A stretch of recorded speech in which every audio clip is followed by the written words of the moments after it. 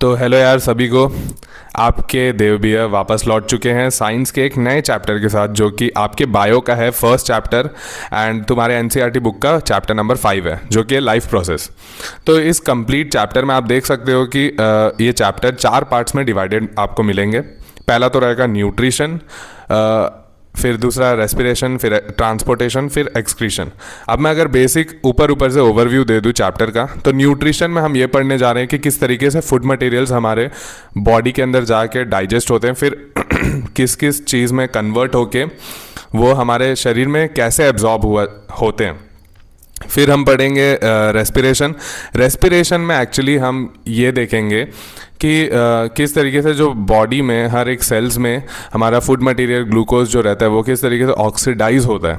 Oxidise होने के बाद वो हमें एनर्जी किस तरीके से प्रोवाइड करता है, ये हम देखने जा रहे हैं। और इस पूरे चैप्टर के एंड तक आपको ये समझ आ जाएगा कि रेस्पिरेशन और ब्रीदिंग में क्या क्या डिफरेंस है। देन हम ट्रांसपोर्टेशन पढ़ने जा रहे हैं। ट्रांसपोर्टेशन में हम ये देखेंगे कि ब्लड हार्ट के ज़रिए सारे ऑर्गन्स में किस तरीके से ट्रांसपोर्ट होता है। फिर एक्सक्रीशन में वेस्ट मटेरियल्स हमारे बॉडी से how they pass out and how they are formed. तो ये कंप्लीट ओवरव्यू था इस चैप्टर का कि हम ये सब पढ़ने जा रहे हैं। शॉर्ट में मैंने बताया, अभी उसी को हम इलैबोरेटेड वे में डिटेल में समझने जा रहे हैं। तो बिल्कुल एक्साइटमेंट के साथ आप कॉपी पेन लेके बैठिए और नोट्स भी साथ में लिखते जाना है जैसे जैसे मैं समझा रहा हूँ, ताकि आपको डाउट्स और ज़्यादा क्लियर हो। लिखने से हमारा ध्यान और एक्टिव होता है और हम डाउट्स को आइडेंटिफाई कर पाते हैं। तो कहीं भी कुछ भी डाउट लगा, आप एक बार वीडियो को बैक करके देख सकते हैं। And still if it is not been cleared then आप कमेंट में मुझसे पूछ सकते हैं। तो लाइफ प्रोसेस मतलब क्या होता है? Life process is the basic activities perform by living organisms to maintain life and survive. तो लाइफ प्रोसेस मतलब वो सारे एक्टिविटीज जो कि हर एक ऑर्गेनिजम्स परफॉर्म करते हैं अपना लाइफ को मेंटेन करने के लिए और जीने के लिए। जैसे एग्जाम्पल्स में वही चारों आ गए, तो ये उतना इंपॉर्टेंट डेफिनेशन भी नहीं है, ये आपको पता ही है। नेक्स्ट, अब हमारा मेन चैप्टर का मेन टॉपिक स्टार्ट होने जा रहा है, दैट इज न्यूट्रिशन। अब न्यूट्रिशन मतलब क्या होता है? तो nutrition is the sum total of all the processes starting from taking the food and using it for growth of body and to have energy. तो अब आप एक बार इमेजिन करना, हर चीज मैं जो भी समझा रहा हूं आप उसको इमेजिन करके समझने का ट्राई करना। तो न्यूट्रिशन मतलब क्या होता है? खाने को अपने मुंह में डालने से लेकर वो खाना हमारे स्टमक में डाइजेस्ट होने के बाद वो पूरा स्मॉल इंटेस्टाइन लार्ज इंटेस्टाइन से पास होके बाहर आते तक और हमारे शरीर को पूरा एनर्जी प्रोवाइड करने, ये सब का सफर को कंबाइंड वे में बोला जाता है न्यूट्रिशन। तो सम टोटल मतलब वही होता है, सारे प्रोसेसेस का जब सम किया जाए, स्टार्ट कब हो रहा है? फूड को अंदर लेने से लेके उस फूड के एनर्जी को ग्रोथ ऑफ बॉडी या फिर और बाकी प्रोसेसेस के लिए यूज करना, इस प्रोसेस को बोला जाता है न्यूट्रिशन। अब न्यूट्रिशन के 2 टाइप्स होते हैं। न्यूट्रिशन ओवरऑल 2 टाइप्स में डिवाइड करके रखा गया है। मोड्स मतलब वही होता है टाइप्स। पहला होता है autotrophic nutrition, second heterotrophic nutrition. अब ऑटोट्रॉफिक न्यूट्रिशन मतलब सिंपल वे में मैं बता दूं, ऐसे ऑर्गेनिजम्स, ऐसे लिविंग ऑर्गेनिजम्स जो अपना फूड खुद प्रिपेयर करते हैं। अब अपना फूड खुद प्रिपेयर करने के लिए उनको कुछ सब्सटेंसेस की जरूरत होती है, जैसे कार्बन डाइऑक्साइड, वाटर और एक एनर्जी सोर्स का जरूरत होता है। तो वो एनर्जी सोर्स हमें 2 फॉर्म में मिल सकते हैं, या तो सनलाइट एनर्जी या फिर केमिकल एनर्जी। तो एक बार डेफिनेशन रीड करता हूं, कुछ डाउट होगा तो you can mention. It is a mode of nutrition in which organisms make their own food from simple substances like carbon dioxide and water using sunlight और chemical energy. ऐसे type के nutrition को बोला जाता है autotrophic nutrition. और जो organisms autotrophic nutrition को फॉलो करते हैं वैसे ऑर्गेनिजम्स को बोला जाता है ऑटोट्रॉफ्स या फिर प्रोड्यूसर्स। प्रोड्यूसर्स इसलिए बोल रहे हैं क्योंकि वो अपना फूड खुद प्रोड्यूस करते हैं। तो एग्जाम्पल ऑटोट्रॉफिक न्यूट्रिशन या फिर ऑटोट्रॉफ्स के, तो ग्रीन प्लांट्स है, एल्गे हैं, एल्गे मतलब काई। और ग्रीन प्लांट्स, सारे ग्रीन प्लांट्स अपना फूड खुद प्रिपेयर करते हैं by the process of photosynthesis. तो अभी आने वाले पार्ट में देखने जा रहे हैं हम। ग्रीन प्लांट्स के अंदर एक ग्रीन कलर्ड पिगमेंट होता है जिसको बोला जाता है क्लोरोफिल। तो वो सनलाइट एब्जॉर्ब करने का काम करता है, तो उस कारण वो फूड प्रिपेयर करने में हेल्प करता है। तो अब ये जो ऑटोट्रॉफिक न्यूट्रिशन है वो भी 2 पार्ट्स में डिवाइडेड है। फर्स्ट है फोटोसिंथेसिस, सेकंड कीमोसिंथेसिस। तो मैंने ऑलरेडी बता चुका है कि हम एनर्जी सोर्स 2 यूज कर सकते हैं, एक तो सनलाइट और दूसरा केमिकल एनर्जी। तो जो ऑर्गेनिजम्स सनलाइट यूज करके अपना फूड प्रिपेयर करते हैं उनको बोला जाता है फोटोसिंथेसिस। जो ऑर्गेनिजम्स केमिकल एनर्जी यूज करते हैं इंस्टेड ऑफ सनलाइट और अपना फूड प्रिपेयर करते हैं, वैसे ऑर्गेनिजम्स कौन सा प्रोसेस फॉलो करते हैं? कीमोसिंथेसिस का प्रोसेस। तो अब आगे देखते हैं। तो अब देखो फोटोसिंथेसिस, वही photosynthesis is the process by which green plants make their food using sunlight. Photosynthesis एक ऐसा प्रोसेस है जिसमें ग्रीन प्लांट्स, केवल ग्रीन प्लांट्स ही अपना फूड बनाते हैं सनलाइट को यूज करके। क्योंकि ग्रीन प्लांट्स क्यों बनाते हैं? क्योंकि उसमें ग्रीन कलर्ड पिगमेंट होता है जिसको बोला जाता है क्लोरोफिल। तो इसका रिएक्शन देख लो। कार्बन डाइऑक्साइड हम लोग को नेसेसरी होता है फोटोसिंथेसिस करने के लिए। कार्बन डाइऑक्साइड हम लोग को कहां से मिलेगा? प्लांट्स को, एनवायरमेंट से और डिफ्यूजन प्रोसेस से, जो आसपास जो भी कार्बन डाइऑक्साइड रहेगा। फिर कार्बन डाइऑक्साइड वाटर से रिएक्ट हुआ in presence of chlorophyll, chlorophyll जो कि ग्रीन प्लांट्स में है, और सनलाइट के प्रेजेंस में। सनलाइट के प्रेजेंस में मतलब डे टाइम में ही ये हो रहा है, ठीक है। फोटोसिंथेसिस डे टाइम में ज्यादा एक्टिव होता है। तो देखो एक बार टॉपिक से थोड़ा हटके, I am just explaining term, कि दिन के समय प्लांट्स ऑक्सीजन रिलीज करते हैं और कार्बन डाइऑक्साइड लेते हैं, एंड नाइट के समय प्लांट्स कार्बन डाइऑक्साइड लेते हैं एंड ऑक्सीजन नहीं, नाइट के समय में प्लांट्स ऑक्सीजन लेते हैं एंड कार्बन डाइऑक्साइड रिलीज करते हैं। तो ऐसा क्यों? तो दिन के समय हम जानते हैं कि सनलाइट होता है, तो सनलाइट होने के कारण दिन के समय फोटोसिंथेसिस का प्रोसेस ज्यादा एक्टिव होता है इन केस ऑफ रेस्पिरेशन। तो रेस्पिरेशन मतलब एक ऐसा प्रोसेस होता है जिसमें ऑक्सीजन को यूज किया जाता है और कार्बन डाइऑक्साइड छोड़ा जाता है फूड को ऑक्सीडाइज करने के बाद। तो दिन के समय सनलाइट ज्यादा एक्टिव होने के कारण फोटोसिंथेसिस का इफेक्ट ज्यादा देखने को मिलता है प्लांट्स के अंदर। तो उस कारण से प्लांट्स कार्बन डाइऑक्साइड ज्यादा कंज्यूम करते हैं एंड मतलब इनहेल करते हैं एंड ऑक्सीजन को एक्सेल करते हैं। क्योंकि फोटोसिंथेसिस वाले रिएक्शन में आप देख सकते हो कि फोटोसिंथेसिस वाले रिएक्शन में कार्बन डाइऑक्साइड को यूज करके ऑक्सीजन को रिलीज किया जाता है। ये देखो ऑक्सीजन को रिलीज किया जाता है एंड कार्बन डाइऑक्साइड को यूज किया जाता है। तो रिएक्शन आपको क्लियर है कि नहीं? 6CO2 + 12H2O arrow chlorophyll and in presence of sunlight.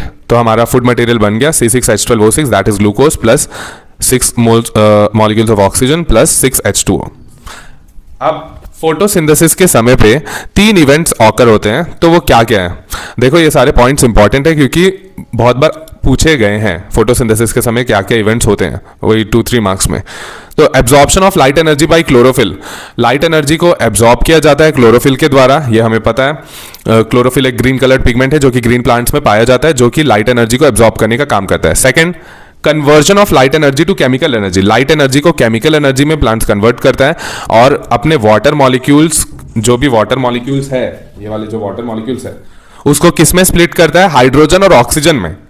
तो ये पॉइंट आपको याद रखने पड़ेंगे। बायो में आप जितने ज्यादा अच्छे से मेमोराइज कर पाओगे, आप एक बार पढ़ो, 2 बार पढ़ो, फिर उसको रिकॉल करने का ट्राई करो, ताकि आपके मन में वो बायो के जितने भी चैप्टर्स आप पढ़े हो उसके पैटर्न्स बने रहे। आपको यहाँ पर रिकॉलिंग पावर आपका टेस्ट होता है बायोलॉजी में।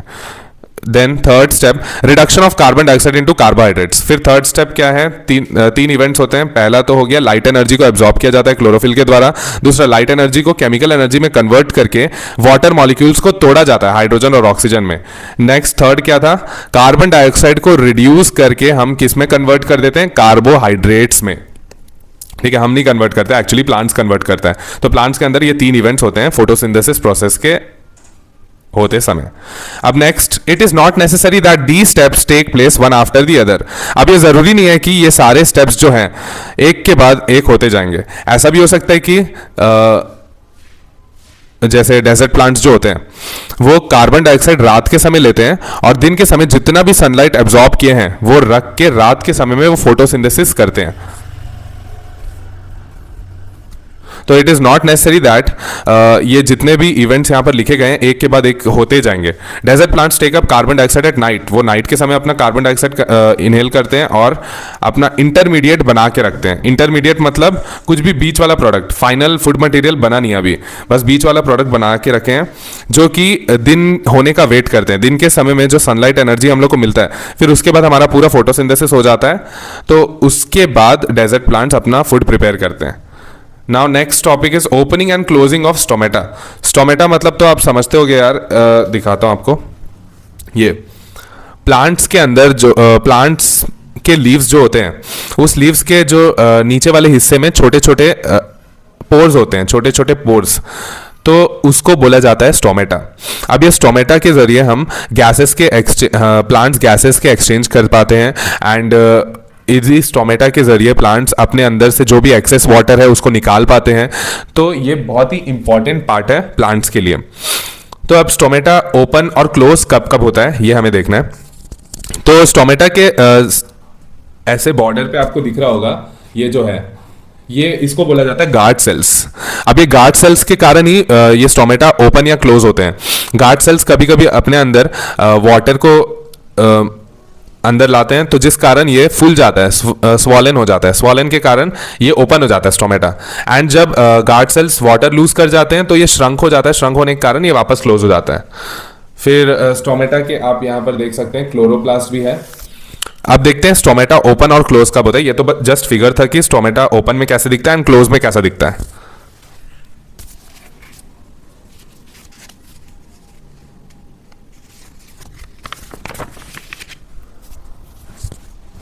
तो आप देखो, stomata are the tiny pores present on the surface of leaves. Stomata मतलब क्या होता है, छोटे छोटे पोर्स जो कि लीव्स के सरफेस पे पाए जाते हैं। Each stomata is surrounded by 2 guard cells. Her stomata आप अभी जस्ट देखे थे डायग्राम में, 2 गार्ड सेल्स से सराउंडेड होते हैं that control it's opening and closing, and उसी के जरिए स्टोमेटा ओपन या क्लोज होता है। तो अभी तक आई नो कि कुछ भी ऐसा कॉम्प्लिकेटेड नहीं है जो आपको समझना है। And please try to understand whatever I am explaining. And if any doubt, और मुझे अगर टीचिंग पैटर्न भी अगर बदलना चाहिए तो आप मुझे बिल्कुल बेझिझक कमेंट्स में बता सकते हैं। I will change it. Then opening of stomata. Stomata open कैसे होता है देखते हैं। देखो, ड्यूरिंग डे टाइम में क्या होता है, गार्ड सेल्स वाटर एब्जॉर्ब करते हैं। वही मैंने बताया था, गार्ड सेल्स जो बॉर्डर पे रहते हैं 2 वो वाटर एब्जॉर्ब करके टर्जिड हो जाते हैं। टर्जिड मतलब फुल जाते हैं, स्वॉलन। तो उनका आउटर वॉल्स जो होता है स्ट्रेच कर जाता है। स्ट्रेच करने के कारण वो स्टोमेटल पोर को फोर्स कर देते हैं ओपन होने के लिए। अब इसको आप ऐसे समझ सकते हो, जैसे आजकल लिप सर्जरीज आते हैं, लिप सर्जरीज, लिप्स, होठ। तो उसमें जब हम आप देख सकते हो एक्ट्रेस जब उसे मोटा कर देते हैं, तो मोटा करने से क्या होता है, वो एकदम फुल के it appears as if their lips are open. तो सिमिलर फिनोमिना पे ये स्टोमेटा को समझ सकते हो कि जब उसमें वाटर एब्जॉर्ब हो जाता है तो वो स्वॉलन होके वो ओपन हो जाता है, स्ट्रेच हो गए। तो this allows carbon dioxide to enter for photosynthesis. तो ये कार्बन डाइऑक्साइड को एंटर करवाता है दिन के समय में फोटोसिंथेसिस होने के लिए। तो आप समझ पा रहे हैं स्टोमेटा किस तरीके से ओपन होता है एंड किस तरीके से कार्बन डाइऑक्साइड एंटर कर जाता है प्लांट्स के अंदर फोटोसिंथेसिस प्रोसेस होने के लिए। Now closing of stomata. Stomata close कैसे होता है, तो रात के समय में जब वाटर कम होता है तो गार्ड सेल्स अपना वाटर को लूज कर जाते हैं और श्रंकन मतलब सिकुड़ जाते हैं। फिर स्टोमेटल पोर अपने आप क्लोज हो जाता है और ये वाटर लॉस को बचाता है। प्लांट्स के अंदर वाटर ऑलरेडी कम है, तो अगर स्टोमेटल पोर भी ओपन होगा तो स्टोमेटल पोर ओपन होने से वो वाटर लॉस हो जाएगा एंड प्लांट्स और वाटर लूज कर जाएंगे।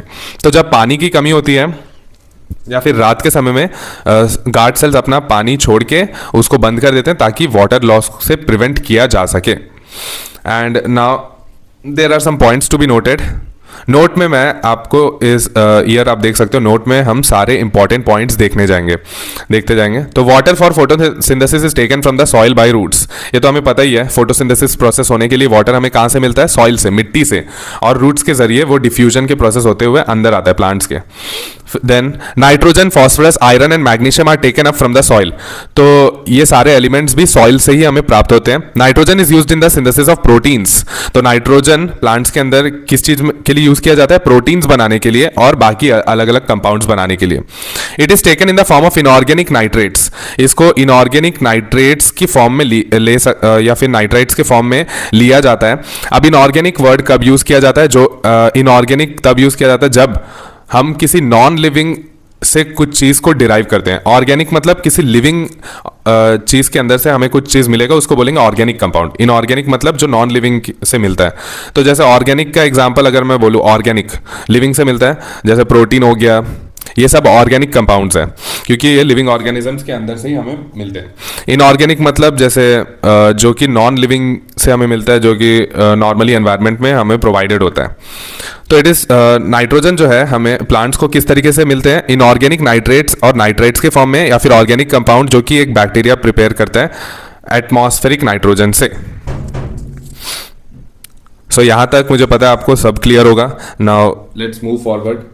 और देखो मैंने नोट्स में नोट्स में जितने भी चीज़ लिखे हैं that is from your latest CBSE book, तो कोई भी पॉइंट्स को आपको इग्नोर नहीं करना है, आपको अच्छे से पढ़ना है। एंड फिर उसके बाद देखो एनसीईआरटी बुक तो रीड करने में बोलूँगा ही, क्योंकि एनसीईआरटी बुक एक बार रीड कर ही लेना चाहिए, चाहे हम उसमें से कितने भी इंपॉर्टेंट पॉइंट्स हम लिख के रखे हों। तो NCERT book reading is the must practice and it is a very good practice for achieving good marks in boards. Just read it और नोट्स को अच्छे से आप दिमाग में रख लें, दैट्स इनफ। मैं एकदम डिटेल्ड भी सब रीड करके एकदम याद रखने भी नहीं बोल रहा हूँ एनसीईआरटी बुक का। Just thorough with the notes से आप अच्छे से रहिए फैमिलियर, मैं जो भी नोट्स प्रोवाइड कर रहा हूँ, और बस एनसीईआरटी एक बार रीड कर लीजिए जस्ट, और मैं क्वेश्चन आंसर्स भी जो भी प्रोवाइड करूँगा आप उसको एक बार अच्छे से समझ लेना and try to write in your own words. अब आप क्लास 10th में आपको आंसर्स बनाने आने चाहिए। Next, chemosynthesis. कीमोसिंथेसिस मतलब क्या होता है, मैंने पहले ही बता चुका है, ऐसा प्रोसेस जिसमें ऑर्गेनिजम्स अपना फूड प्रिपेयर करते हैं लेकिन केमिकल एनर्जी यूज करते हैं सनलाइट की जगह पे, और ये कुछ बैक्टीरियाज में हमें देखने को मिलता है। एग्जांपल हाइड्रोजन बैक्टीरिया या फिर मुसेल्स। तो ये कीमोसिंथेसिस एक्चुअली ज़्यादातर कहाँ पर देखने को मिलता है, जो कि डीप सी में जो बैक्टीरियाज ये सब होते हैं। डीप सी मतलब समुद्र के सबसे निचले वाले हिस्से में, जहाँ पर सनलाइट एक्चुअली आ नहीं पाता है उतने नीचे तक, तो उस समय कुछ केमिकल एनर्जी आसपास के जो रहते हैं वो यूज़ करते हैं ऑर्गेनिजम्स, ताकि अपना ऑटोट्रॉफिक न्यूट्रिशन से अपना फूड खुद प्रिपेयर कर सके। नाउ नेक्स्ट, अब हमारा ऑटोट्रॉफिक न्यूट्रिशन पूरा कंप्लीट हो चुका है। अब हम देखने जा रहे हैं हेटेरोट्रॉफिक न्यूट्रिशन। तो ऑटोट्रॉफिक न्यूट्रिशन आई थिंक हर किसी को बहुत ही अच्छे से इलैबोरेटेड वे में समझ आ चुका है। नाउ हेटेरोट्रॉफिक न्यूट्रिशन एक ऐसा टाइप ऑफ न्यूट्रिशन है जिसमें ऑर्गेनिजम्स अपना खाना खुद नहीं बना पाते एंड वो दूसरे ऑर्गेनिजम्स पे डिपेंडेंट रहते हैं अपने फूड के लिए। I'm just reading once again. It is a mode of nutrition in which organisms cannot prepare their own food and depend on other organisms for food. और वैसे organisms को बोला जाता है heterotrophs या फिर consumers, जो कि consume करते हैं दूसरे से। अब heterotropic nutrition 3 टाइप्स के होते हैं। पहला holozoic, second parasitic, third saprophytic. अब होलोजोइक न्यूट्रिशन मतलब क्या होता है देखते हैं। होलोजोइक न्यूट्रिशन मतलब ऐसा न्यूट्रिशन जिसमें ऑर्गेनिजम्स अपना खाना खा के उसको डाइजेस्ट करते हैं अपने शरीर के अंदर ही, फिर उसको एक्सपेल कर देते हैं, मतलब बाहर निकाल देते हैं, जैसे हम ह्यूमंस करते हैं। हम खाना खाते हैं फिर उसको डाइजेस्ट भी शरीर के अंदर ही करते हैं। ह्यूमंस हो गए, डॉग्स हो गए और बाकी बहुत सारे एनिमल्स हो गए। फिर होलोजोइक न्यूट्रिशन भी 3 टाइप के होते हैं। तो हर्बीवर्स, कार्निवर्स एंड ऑमनीवर्स, ये बचपन से ही पढ़ते जा रहे हैं तो इसको मैं और पॉइंट्स में नहीं लिखा हूँ। हर्बीवर्स मतलब वही जो घास फूस खाते हैं, जो कि प्लांट से अपना न्यूट्रिशन प्रोवाइड करते हैं। कार्निवर्स मतलब जो कि एनिमल्स या फिर किसी के भी फ्लैश से अपना न्यूट्रिशन प्रोवाइड करते हैं, किसी जानवर को मार के खाते हैं, वो होते हैं कार्निवर्स। ऑमनीवर्स मतलब जो कि दोनों खाते हैं, जैसे हम वेज नॉन वेज सब खाते हैं। नाउ पैरासाइटिक न्यूट्रिशन मतलब ऐसा ऑर्गेनिजम्स जो कि किसी लिविंग होस्ट पे फीड करते हैं। लिविंग होस्ट मतलब जीते जागते इंसान पे वो बैठ के उनके अंदर से अपना न्यूट्रिशन प्रोवाइड करते हैं। जैसे जुआ हमारे सर पे बैठ जाते हैं, जुएं जो होते हैं लाइस, और हमारा खून चूस के हमसे अपना न्यूट्रिशन प्रोवाइड करके अपना जीते हैं। तो वैसे ऑर्गेनिजम्स को बोला जाता है पैरासाइट्स।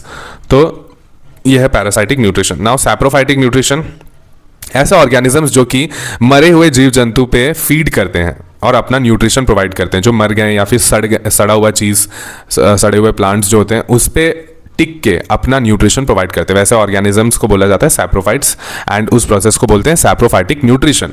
एग्जाम्पल क्या क्या है, मशरूम्स है, फंगाई है, तो ये सब सैप्रोफाइटिक न्यूट्रिशन करते हैं। तो हमारा जो न्यूट्रिशन और उसके टाइप्स थे वो अब कंप्लीट हो चुके हैं।